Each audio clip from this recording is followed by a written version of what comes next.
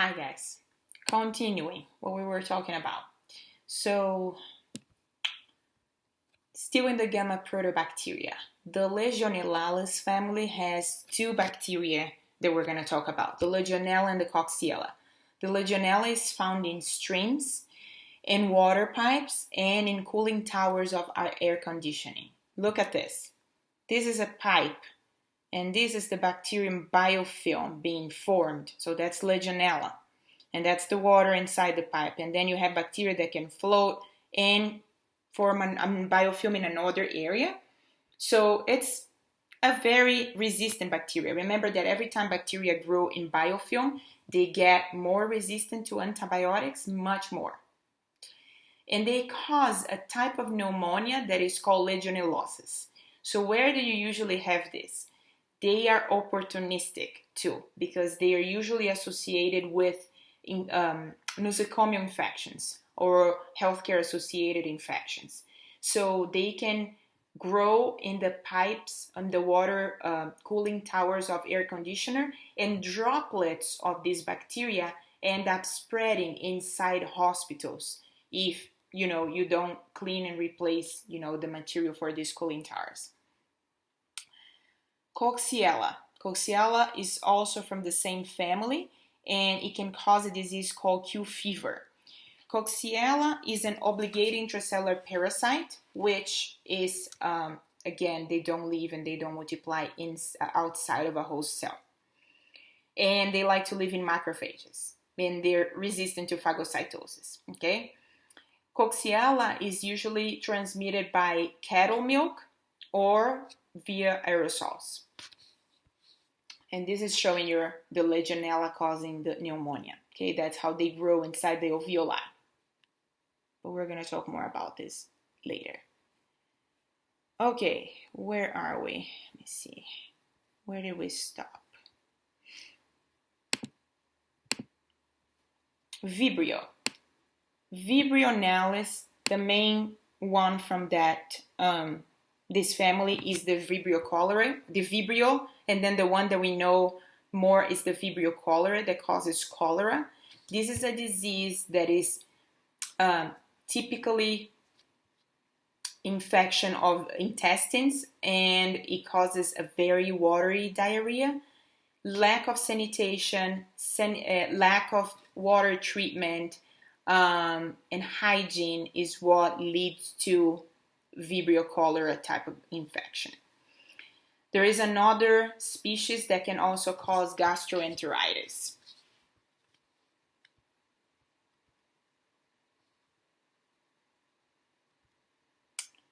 Now I'm just trying to follow my list here. Now we're going to talk about the Enterobacteriales or Enterobacteriaceae.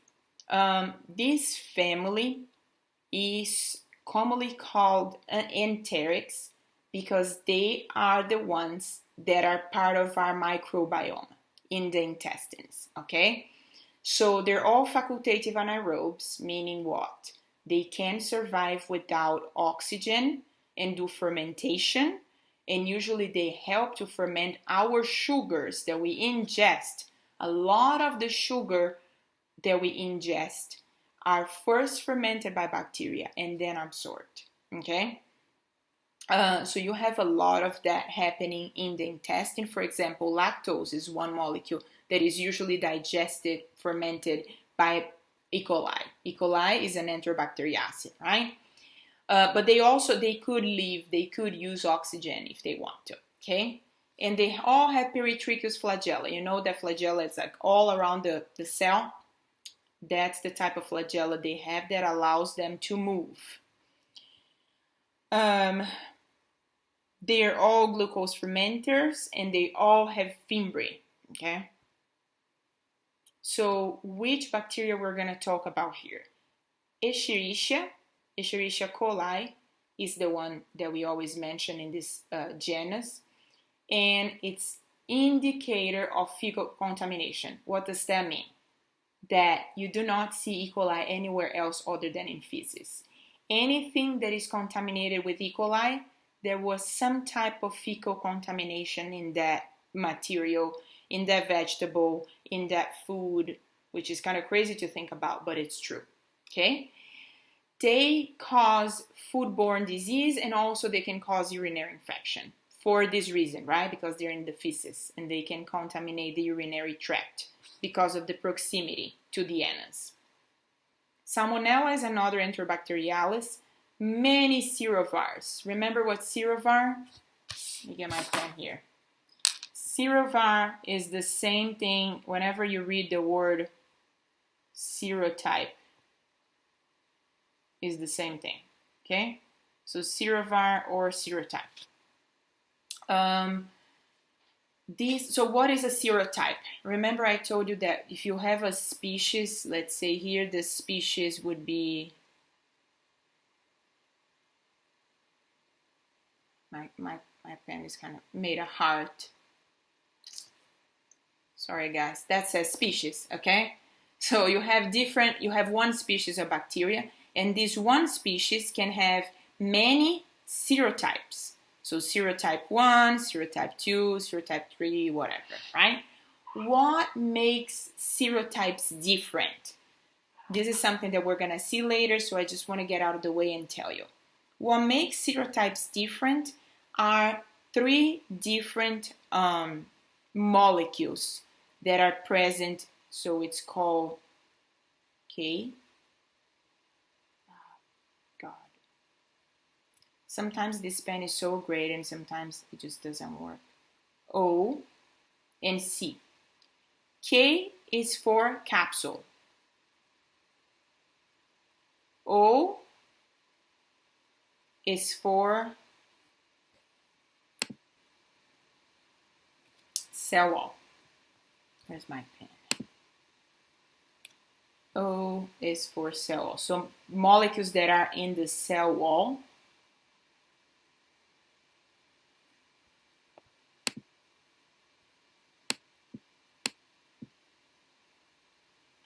That says cell wall. I don't know why it's not working. And H is for flagella. I said C, but it's not C. It's flagella is the H antigen. Flagella. So antigens present in these 3, so these are all external structures, right? So why do bacteria change molecules in the capsule, the cell wall, and in the flagella? Because once they realize they're being recognized by the immune system through these proteins, they mutate these proteins to avoid the immune system. And that's what causes bacteria to have different serotypes. Okay? So it's a way to evade the immune system. Okay? So Salmonella has 2,400 different serotypes, which means so many different Salmonella can just not cause any disease, and some other ones can be super pathogenic, depending on the ability of your immune system to recognize their antigen in capsule, cell wall, and flagella. Okay? There is one specific serotype that causes typhoid fever, which is a disease that we discuss later. Shigella causes bacillary dysentery or shigellosis. We're going to talk about later. It's another intestinal disease. Most of them are intestinal diseases, right? Because they're already in the intestine. Klebsiella causes pneumonia. Serratia produces a red pigment. It's a red type. It's a red cell. It's a red bacterium that we use in the lab a lot because of that color. It's pretty to look at. They can cause nosocomial infections. So that is one typical, so again, infections that are associated with healthcare. Proteus. Proteus is a very interesting bacteria. It swarms because it has all this crazy peritrichous flagella everywhere. Look at the type of growth of Proteus on a plate because of the way they swarm. Okay? And I was trying to see, they can cause, it's also opportunistic, it can cause UTI and infect wounds. Yersinia, crazy bacteria, super pathogenic, causes plague, transmitted by fleas. We're going to talk about these diseases a lot. It's present in rats and squirrels. It's more common in South America, in the southwest of the America, of our country. And then there is one more, that is the Enterobacter. Enterobacter can cause urinary tract infections and nosocomial infections. Usually you find Enterobacter in water. And in a hospital setting, Enterobacter became resistant to vancomycin, which is a super powerful antimicrobial drug, and that's a problem, right? It's being creating a lot of resistance. So they're usually responsible for also UTI and nosocomial infections. When I say UTI, you understand, right? Urinary tract infection. So still in the gamma protobacteria, we are going to talk about the Pasteurellales, and the one that we mention here is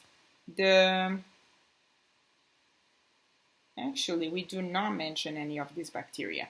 We're going to talk about Haemophilus later, but Haemophilus, it is here. The only one that is here is Haemophilus. So do not worry about Pasteurella. We're going to talk about this one, is super important.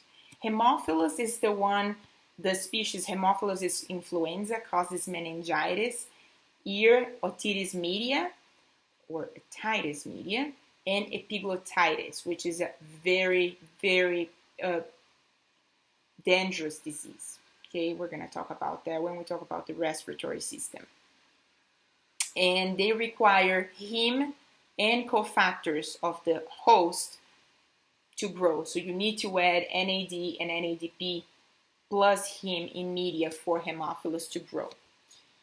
They're present in the throat microbiome. So these bacteria, they eat blood. That's why they're called Haemophilus. Okay. Now we're going to talk about Epsilon proteobacteria. We have Campylobacter and Helicobacter. Campylobacter is the bacteria that causes intestinal diseases, and it is microaerophilic, which is interesting because you don't see that so common. So these two bacteria, they can only survive with a specific amount of oxygen, okay? And they're helical. The Helicobacter is known for infecting stomach and causing ulcers in the stomach. We're going to learn the whole mechanism of how Helicobacter causes intestinal stomach infection when we talk about the digestive system. Okay, let's talk about somebody that is good for us. Very super good. Cyanobacteria.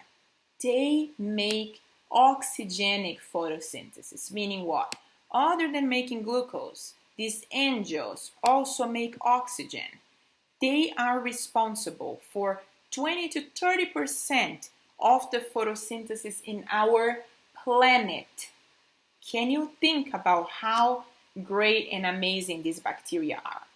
They're also called blue-green algae. They look green here, but it's a bluish green, their actual color. I think it's the picture that doesn't show the blue, but that's why they're called cyanobacteria. Cyan is bluish, right? And these bacteria are super important, not just in making photosynthesis, in other processes too, but photosynthesis is composition of the atmosphere. Oxygen is super dependent on cyanobacteria, okay? They live in water because they're like an algae, right? They look like an algae. That's cyanobacterium. Okay, so now we're talking about non-proteobacteria that are still gram-negative. So first one, chlamydia, and then we're going to talk about actually the cyanobacteria is also a non-proteobacteria. So the second one is the chlamydia. Chlamydia don't have peptidoglycan in the cell wall. Okay, so it's a different cell wall. And the way they grow, they're intracellular parasites. So they can only grow inside host cells. They form what is called an elementary body. that is not infective, but there's a cycle here. You don't need to know this cycle, but just so you understand, this elementary body becomes the reticulate body, and that one is infectious, okay? Chlamydia trachomatis causes trachoma and urethritis, and there is another one that is responsible for a respiratory disease that we are actually not going to talk about. Spirochetes. Spirochetes, we have three: Treponema, Borrelia, and Leptospira.